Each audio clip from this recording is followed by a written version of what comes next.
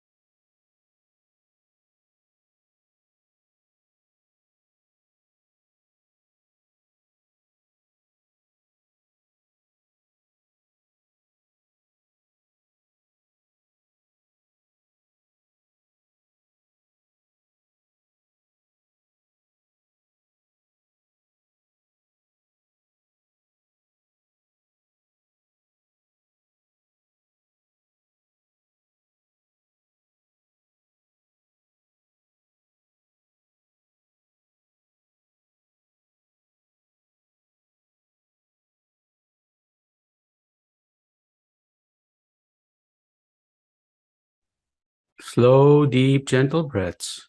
And imagine these flowing in and out of your heart. You can draw these breaths in and imagine them going all the way down to your root chakra or your perineum. And then exhaling from that point, you want to experience deep breaths so that oxygen gets to all the parts of your body. Slow, deep, gentle breaths. And just imagine these flowing in and out of your heart, going all the way down to the perineum or the root chakra, and then exhaling from that point out from your heart.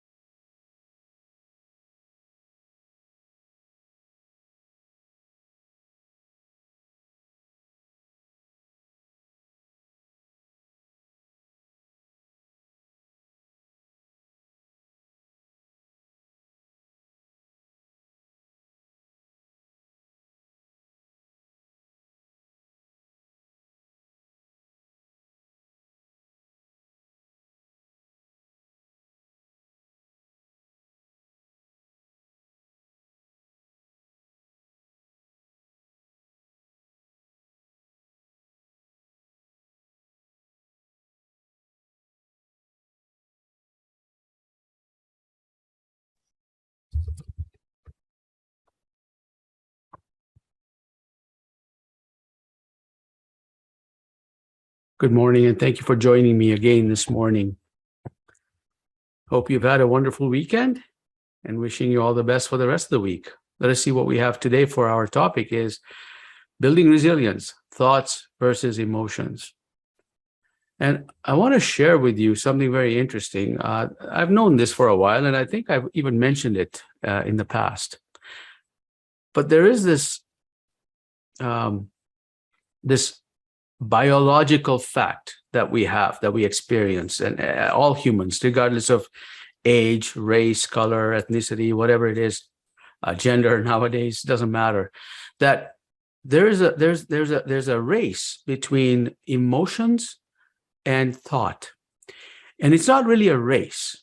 The idea that you can sense an emotion before you can actually rationalize it.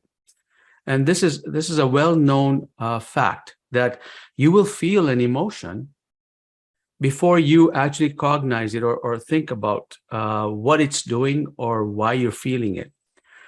This is why sometimes we jump and react in the way we do, is because we can't make sense of something because we're feeling something.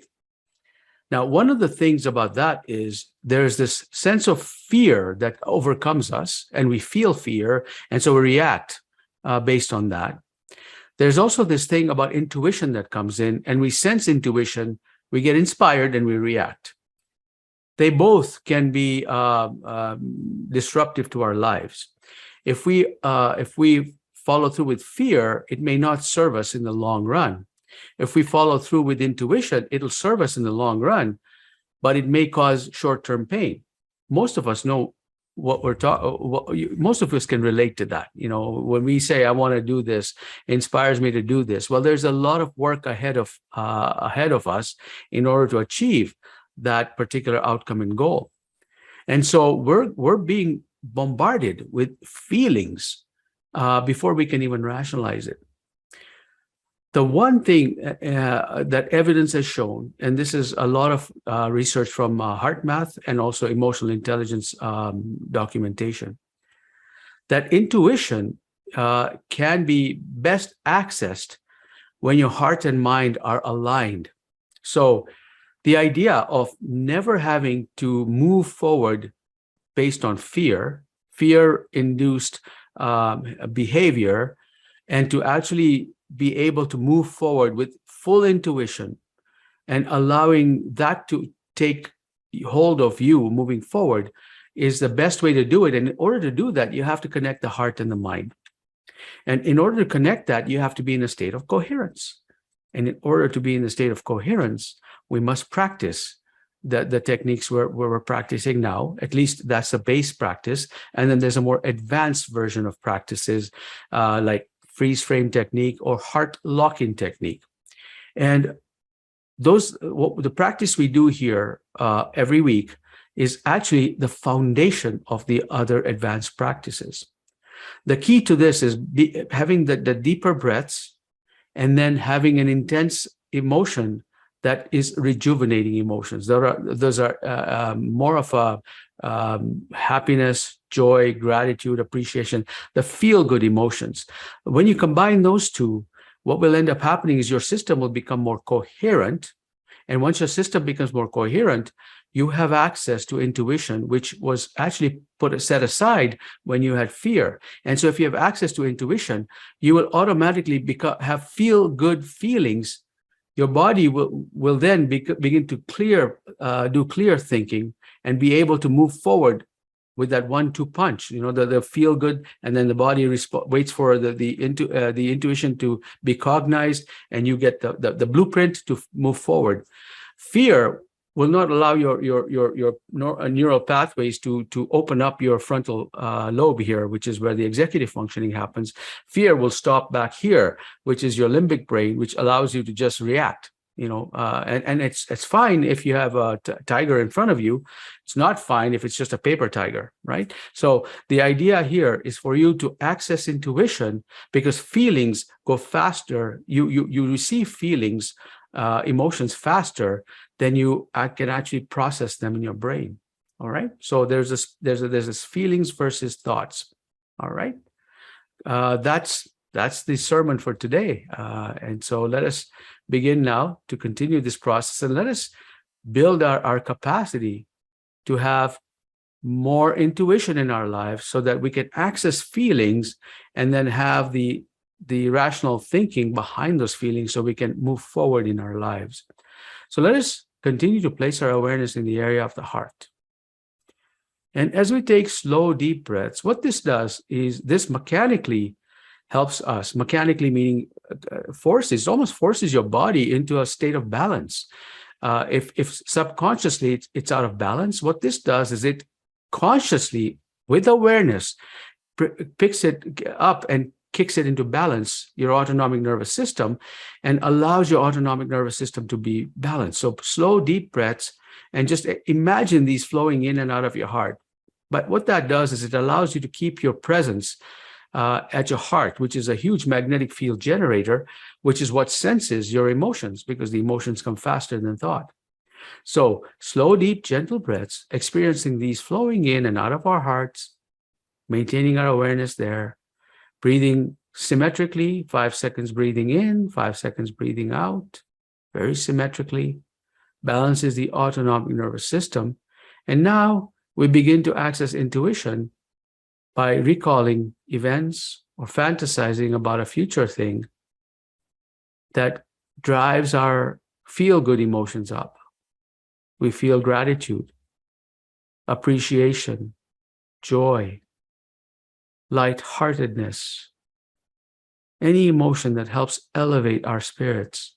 And the more intensely we feel these emotions, the more power we can lend to accessing intuition, source wisdom.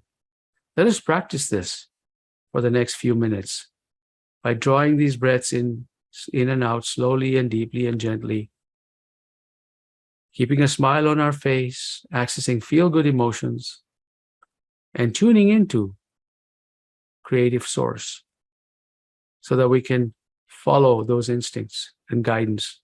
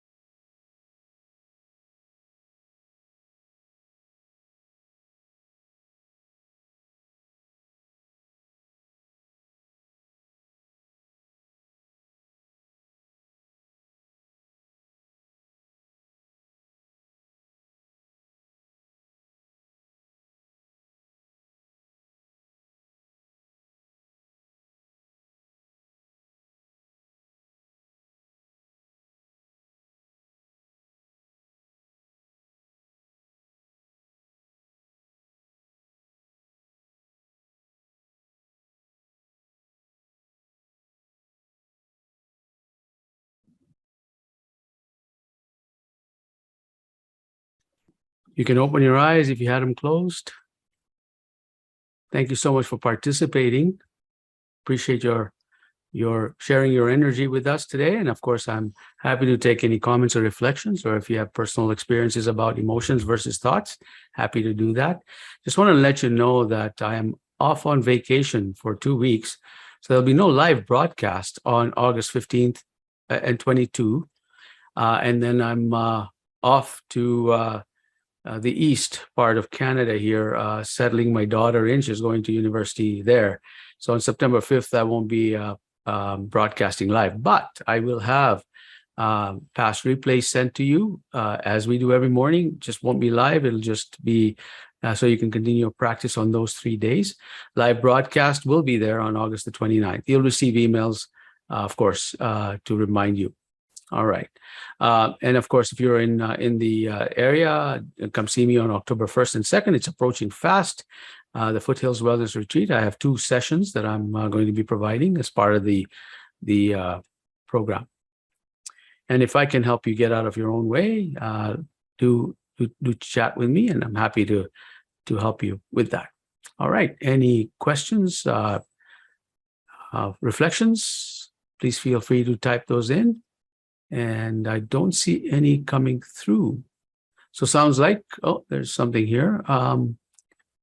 Good morning, Cynthia. Email came late this morning. I'm sorry. Yeah, I'm sorry about that. Yeah, I may have sent it out a little later than normal. I apologize for that. But thank you for joining me nonetheless. Appreciate it.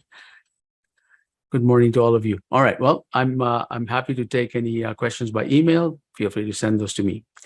So for now, take care for now, and we will see you when I come back. So next week, it'll be a replay, and the following week as well.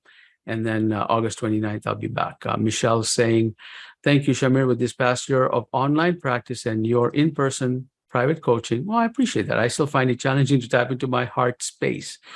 Am I a tough nut to crack? Not at all. Not at all. And that's a very good question, Michelle. So, you don't have to answer this question, but how old are you? Think about how old you are, okay? And think about how long you've been starting to do this practice. And, if you think about, you spend most of your life in that state of fear-induced behavior. So give yourself some time, be more patient. The more you allow yourself, the more you are gentle with yourself, the more you are, you feel like, okay, you know what, I'm surrendering and I'm doing my best, universe. And you know what? I'm just going to get into my heart every time, and I'm going to trust that things are happening. If anything, Michelle, what you have happening to you is we always look for a linear progression, right? If we go from point A to point B, we see landmarks along the way to get us to the end, and we feel good that, oh my God, okay, so I'm halfway now. Let's get going. Even personal trainers will tell you, all right, you keep doing those burpees. You're halfway through, and they motivate you. So what motivates you, and what lets you know that you're almost there to the next level? And that is something that you may want to talk to the universe in your meditation and say, show me signposts that I'm moving in a direction that is serving me best. And it's not going to be linear. Like, you're not going to get that linear. What happened to me is likely what's going to happen to you for others, is that you're going to see this. I'm not seeing any change. I'm not seeing any change. I'm not seeing any change. I'm not seeing any change. Then you look in the rear of your mirror and you realize, holy smokes, the change has been non-linear, exponential. That's exactly what happened to me. When I look in the rear view mirror, when I look at where I was last year to where I am now, I didn't notice those subtle changes. But when I look back, holy smokes, what a difference. I invite you to use that as a basis upon which to access gratitude. Look back a year from today, and how far have you gotten?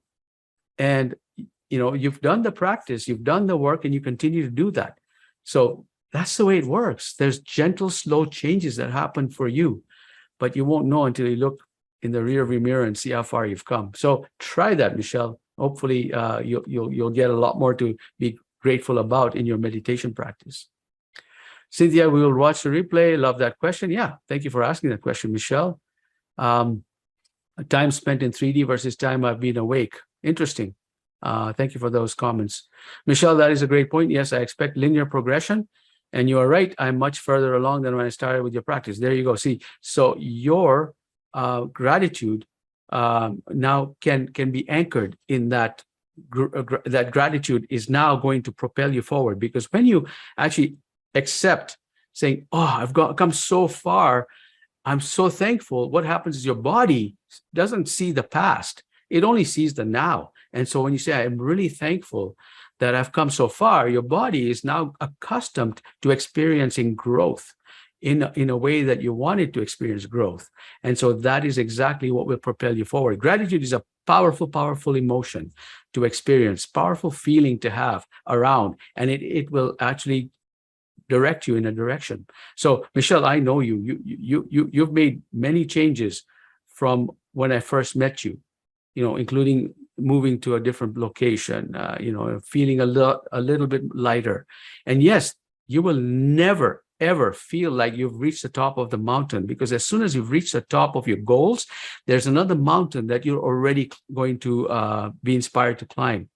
No one here on this call should expect that I'm going to reach my goal and I'm going to have a fairy tale ending because I'm going to live happily ever after. That is only in fairy tales. As a human being, you are designed to continue to co-create. That is the experience. And co-create doesn't mean work. It means having fun while doing it. And if you add that to the belief system that you have and you add gratitude to it, you're going to have fun while climbing that mountain, because you're going to climb that mountain with a bunch of friends that are going to also support you in this journey. So access all of that, what the universe has provided you, and try not to think of the end of a journey is when I'm going to be now finally settled and sail away into the sunset. It doesn't happen. You'll find something. I guarantee you that. That is human nature. All right. Thank you so much for taking the time to spend with me. Namaste. Thank you, Cynthia. I appreciate that. I look forward to the vacation, and I will be doing my practice, as I hope you will be too. So we'll chat with you then. Take care for now.